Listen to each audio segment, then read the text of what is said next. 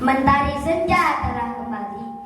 Hujan turun mulai terjatuh. Ku awali cerita dengan salam.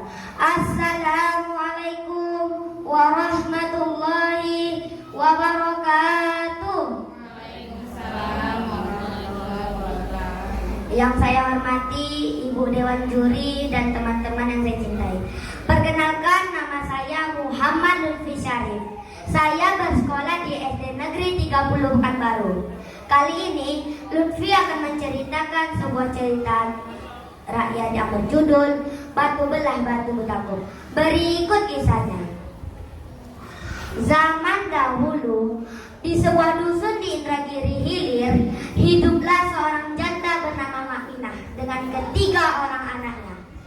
Anak yang pertama bernama Diam, seorang wanita. Sementara dua orang lainnya adalah laki-laki yang masing-masing bernama Utuh dan Ucin. Untuk memenuhi kebutuhan hidup ketiga anaknya, Makminah harus selalu bekerja. Pekerjaan Makminah adalah berjualan kayu bakar ke pasar. Ketiga anak Makminah sangat nakal. Mereka tidak mau mendengarkan nasihat dari Makminah. Ketiganya kerap membantah perintah dari ibunya. Mereka hanya suka bermain-main saja, bahkan hingga larut malam. Makminah merasa sangat sedih dengan kelakuan anaknya. Ia sering mendoakan anak-anaknya agar sadar dan menghormati orang tuanya. Pada keesokan harinya, Makminah menyiapkan banyak sekali makanan untuk anak-anaknya. Setelah itu, ia pergi ke sungai dan menghampiri sebuah batu sambil berbicara. Batu itu bisa membuka lalu menutup kembali, layaknya seekor kerang. Orang-orang sering menyebutnya dengan batu betangkup. Wahai batu betangkup, telanlah saya. Saya gak sanggup lagi hidup dengan ketiga anak saya yang tidak mau menghormati orang tuanya, kata Makminah. Batu betangkup pun menelan tubuh Makminah, hingga yang tertinggal dari tubuhnya hanyalah sebagian dari rambutnya saja. Menjelang sore, ketiga anaknya mulai merasa heran. Mereka sejak pagi tadi tidak menemui anak mak mereka.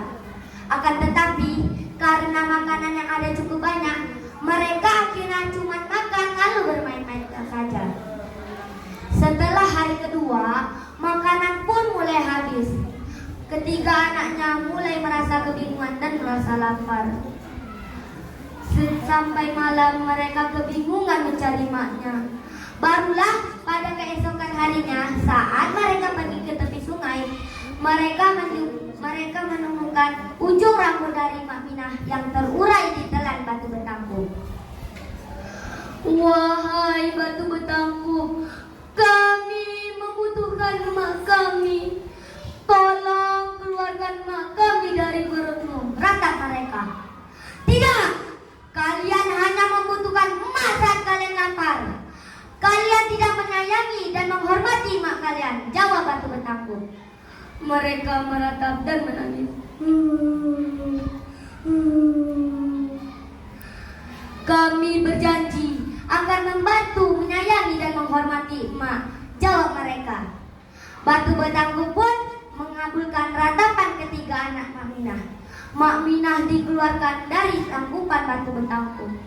Akhirnya mereka pun menjadi rajin membantu emak dan menghormati Makminah. Akan tetapi hal tersebut tidak bertahan lama. Mereka berubah sifat seperti semula. Makminah pun merasa sedih. Ia lalu menjumpai batu betangkup di tepi sungai. Ia kemudian ditelan lagi oleh batu betangkup tersebut. Anak-anak Makminah sibuk lagi bermain. Menjelang sore, barulah mereka sadar bahwa mak mereka tidak ada lagi di rumah. Mereka akhirnya menjumpai batu betangkup di tepi sungai. Lalu mereka meratap dan meminta agar Makminah dikeluarkan. Akan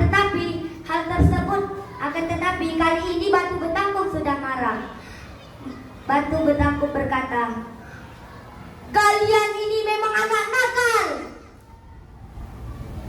Penyesalan kali ini tidak ada gunanya," kata Batu Betangkuk sambil menelan mereka. Batu Betangkuk pun masuk ke dalam tanah dan sampai sekarang tidak muncul kembali.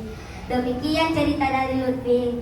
Wassalamualaikum warahmatullahi wabarakatuh. Waalaikumsalam.